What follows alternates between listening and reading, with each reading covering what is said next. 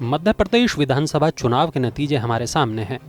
230 विधानसभा सीटों के लिए हुए चुनाव में बीजेपी को 163 सीटें मिली, कांग्रेस को 66 सीटें मिली और एक सीट भारत आदिवासी पार्टी के खाते में गई।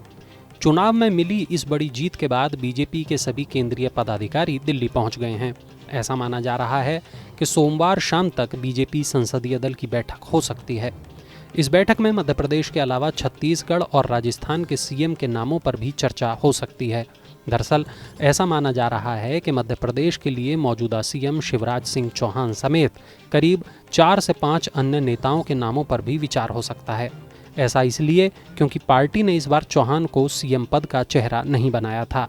पीएम मोदी ने खुद चुनाव की कमान संभाली थी और धुआंधार प्रचार किया था।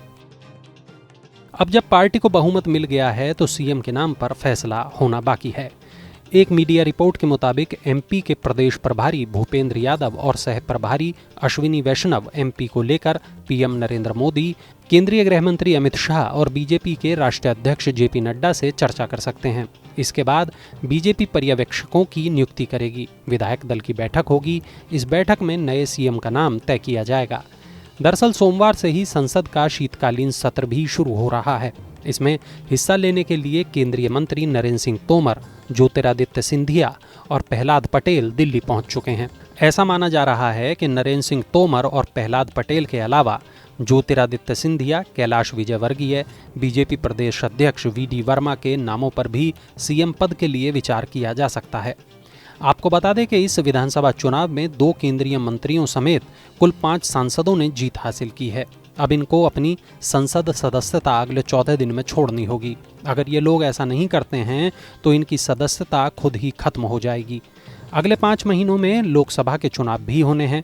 ऐसे में प्रहलाद पटेल और नरेंद्र सिंह तोमर के अलावा राकेश सिंह, रीति पाठक और राव उदय प्रताप सिंह भी अपनी संसद सदस्यता छोड़ देंगे। प्रहलाद सिंह पटेल ने अपने विधायक बनने पर क्या कहा, आप भी देखिए।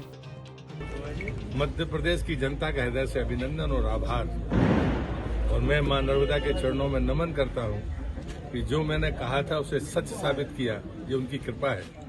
और दूसरा, मैं देश के प्रधानमंत्री का अभिनंदन करता हूं। ये मोदी नाम का मैजिक है जिसने इतना प्रचंड बहुमत न सिर्फ मध्य प्रदेश में, राजस्थान और छत्तीसगढ़ में भी दिया, और तेलंगाना में हमने पिछले परिणाम से बेहतर अपने आप को प्रस्तुत किया है। अब सवाल ये कि क्या शिवराज सिंह चौहान ही बीजेपी की ओर से सीएम बनेंगे। दरअसल इस बार बीजेपी ने शिवराज का चेहरा आगे करके चुनाव नहीं लड़ा था। इसी के बाद से ये कयास लगाए जाने लगे थे कि बीजेपी अगर सत्ता में वापसी करती है तो शिवराज सिंह चौहान के अलावा किसी और को भी मौका दे सकती है। लेकिन ऐसा भी माना जा रहा है कि शिवराज सिंह चौहान की योजनाओं ने लोगों को काफ़ी प्रभावित किया था, खासतौर पर महिलाओं को लेकर चलाई जा रही योजनाओं ने। बीजेपी नेताओं ने भी इस बात को माना। इसके अलावा पीएम मोदी खुद प्रचार करने उतरे और आसानी से बीजेपी को जीत दिला दी। लेकिन क्या अब शिवराज को मौका दिया जाएगा या फिर किसी और को, ये देखने वाली बात होगी। मैं अंतर आत्मा से आपको कह रहा हूं, जनता की सेवा जिंदगी का मिशन है। लोगों की जिंदगी बदलना अपने जीवन का लक्ष्य है। मेरे मानव जीवन को प्रदेश का विकास और जनता का कल्याण करके सफल बनाना, ये मेरे जीवन का उद्देश्य है। अपने लिए क्या है, जनता के लिए, प्रदेश के लिए, लोगों के लिए भाव विभोर हो सकता है।